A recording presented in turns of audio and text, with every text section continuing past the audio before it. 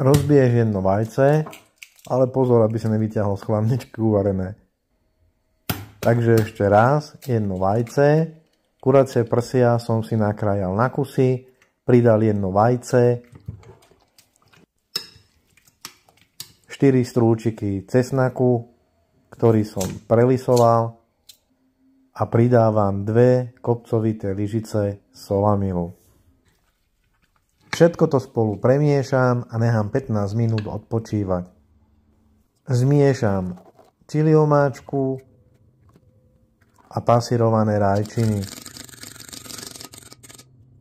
Na panvicu som dal trochu masla a trochu olivového oleja, poriadne rozohrial a kuracie prsia z každej strany zasmažil do zlata.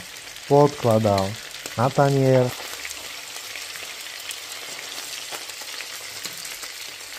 Na suchej panvici som opražil biele sezamové semienka, aby zvýraznili chuť. Pridávam pripravenú omáčku.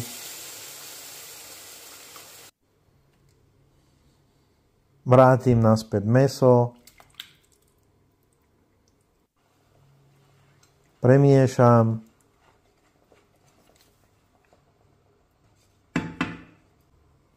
Prikryjem a nechám 20 minút dusiť. Po 20 minútach máme hotovo a môžeme servírovať.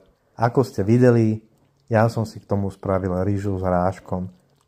Ak sa vám recept páčil, tak si ho uložte a ďakujem za prípadné zdieľanie.